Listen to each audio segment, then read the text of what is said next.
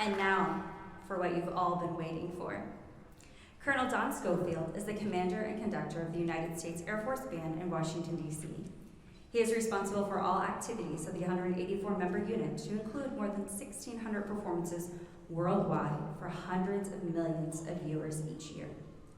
Starting on Wednesday, he joined us at 5 p.m., and this band worked for approximately 15 hours over the past few days to put together today's program. They had the opportunity to be guided by a master conductor whose energy and passion brought them through the toughest moments and the brightest moments of each rehearsal. And it has been a treat to be a part of that and to watch them grow from Wednesday to what you're going to hear today. And I can't wait for you to hear them. It is now my pleasure to welcome to the stage the commander and conductor of the United States Air Force Band and the 2024 Missouri All-State Band, Colonel Don Schofield.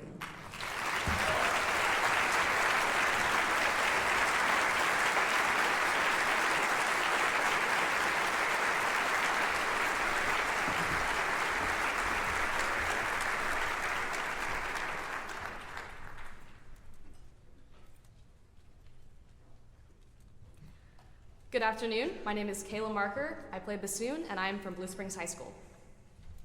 Good afternoon. My name is Caden Helmer. I play the alto saxophone, and I am from Blue Springs High School. Hello, my name is Grace Fleener. I play percussion, and I'm from Liberty North High School.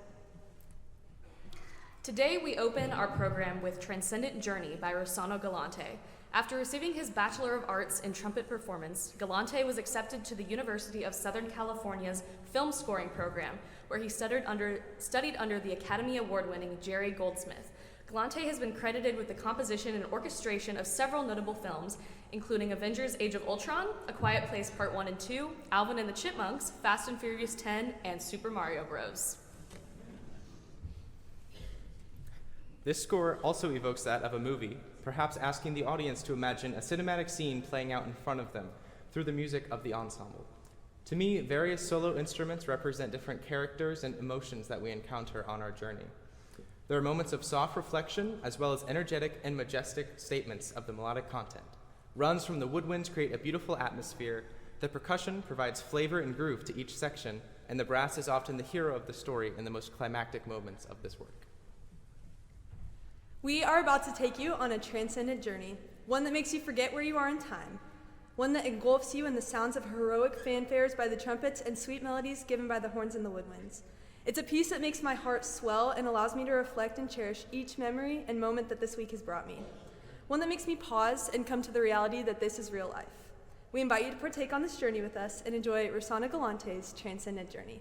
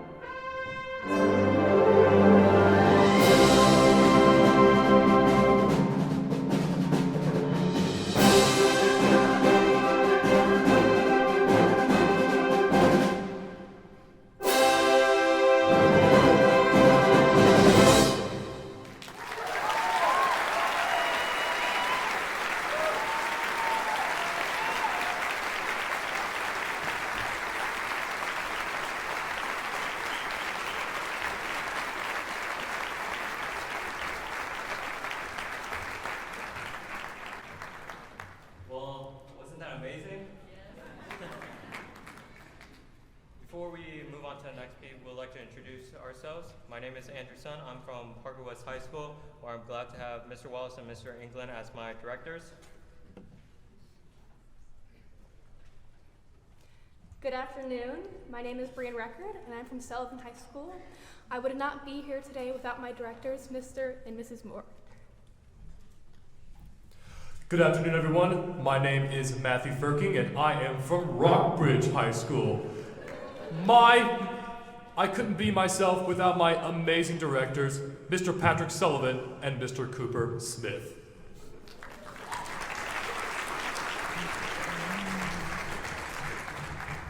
Our journey now continues to a piece called Shrine of the Fallen. Shrine of the Fallen is more than just a song. It's where music transcends mere notes, becoming a living monument to human struggle and sacrifice. It was written in remembrance of the 2014 protests in the Ukrainian city of Kyiv. 80 Ukrainian lives were tragically lost during the protest. The protests, though marked by tragedy, ignited a movement for change in Ukraine. During the crisis at Tun, Plav Kacha inspired the protesters to fight for their freedom and for their democracy in their country, also inspiring this piece.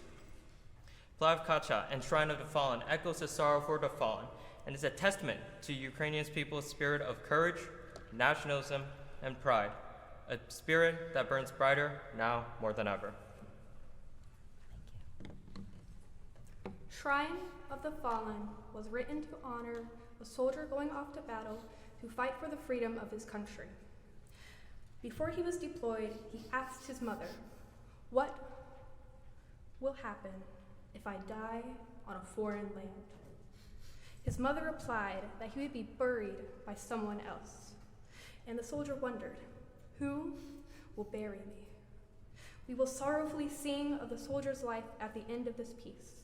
Shrine of the Fallen is tragic and heartbreaking, but we must honor the sacrifices given to secure freedom for any country.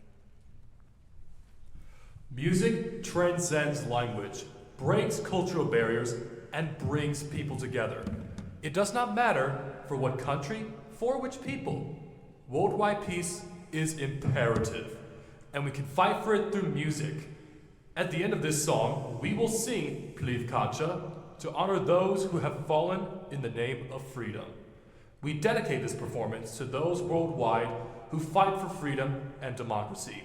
So, without further ado, this is Brian Balmage's Shrine of the Fallen.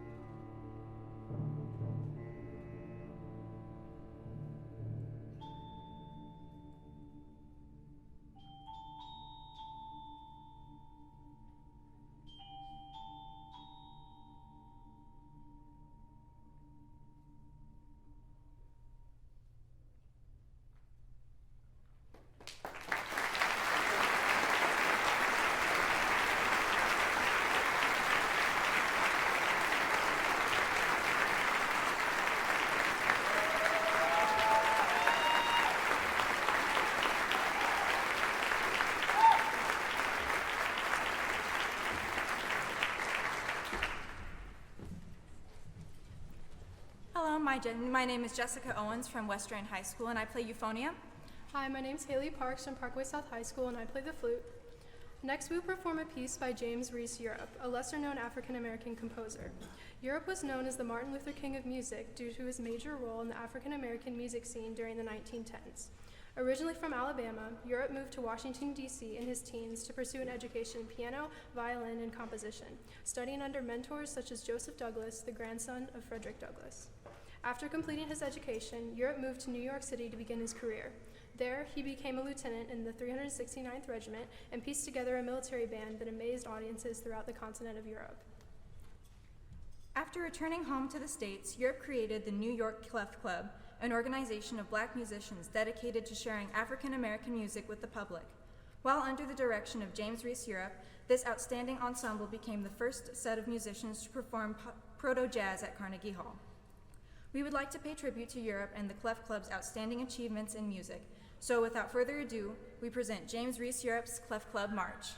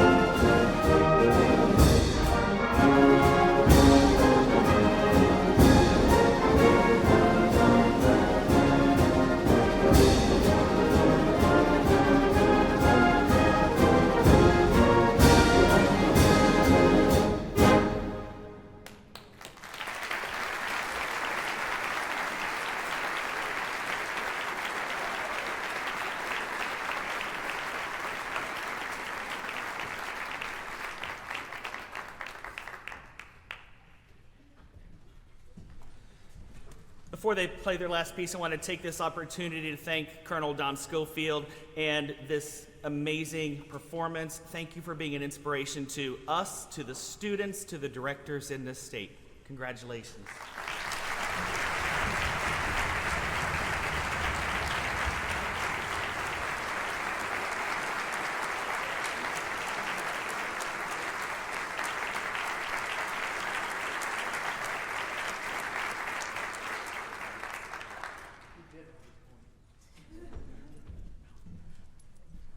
Thanks for the opportunity for me to be with your students, the leaders of tomorrow, for just a few days. I'm going to say some odd things. What we just did over the past 3 days is not about music. Music is the vehicle in which we teach the skills of leadership, of followership, of teamwork, of adversity, of risk, of preparation. And over the past 3 days, this ensemble has been challenged with some of the most difficult music that they will probably ever play in their lives. In fact, one of the clarinets told me that if they added up all the notes that they've played in their life up until Wednesday, it would still not be as much as the first piece that we played. I continue to be so proud of the work ethic, and that's what we talked a lot about having the product ready to go even though you may not feel completely confident. How do you prepare yourself for success in the face of adversity when you don't have enough time? You trust the team around you. Watch the students on stage perform. They are communicating, they are trusting, they are producing something that is larger than themselves. And we're doing that today through music. And I wanted to give you those words because that is the advocacy, friends, that our administrators need to hear on the importance of why we keep music education in our classrooms. It is not about the music, friends. Music is the vehicle, but what it teaches cannot be taught anywhere else in our schools. I really appreciate the opportunity to be with your students and your children, and it was an extremely rewarding time for me. Up there, I know you can't see my face, but I'm grinning like a fool because I'm having a good time up there. I'm having a good time watching them succeed with challenges that maybe they never have had in their lives before like this musically, and it's my honor to be with them. Thank you all students. I have had the best time being with you and watching you grow as individuals, as a team, and as musicians. Thank you very much.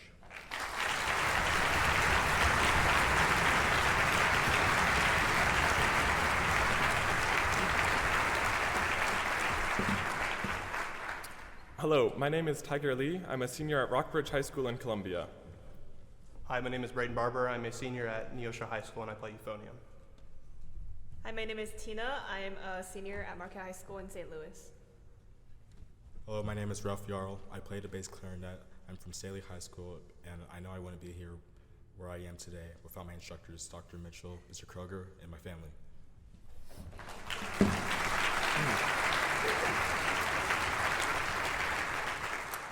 The final song we will be performing for you today is one I'm sure many will be familiar with, Armenian Dances by Alfred Reed.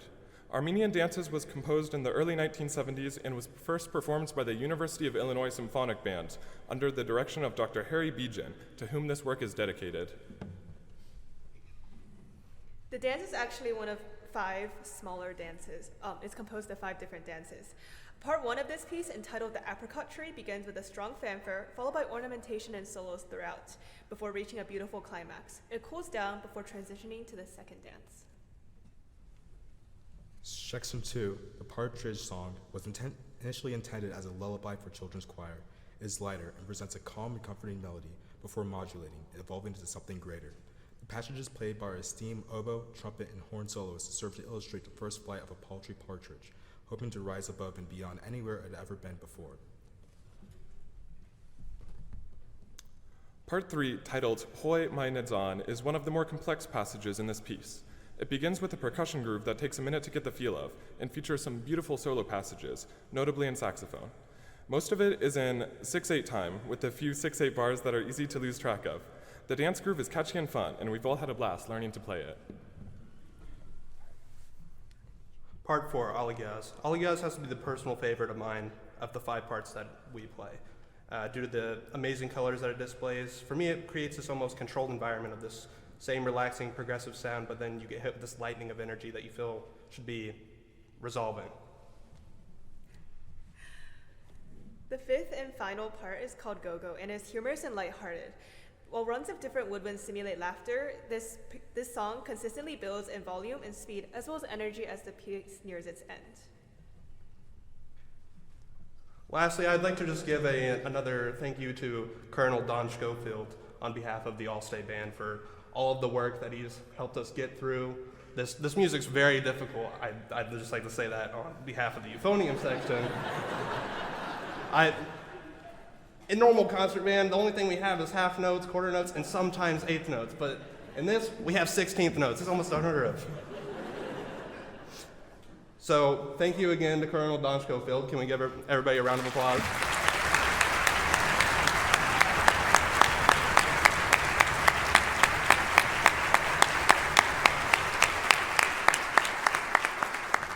And none of this would have been possible without the support of our band directors and our band parents as well. Now please enjoy our performance of Alfred Reed's Armenian Dances.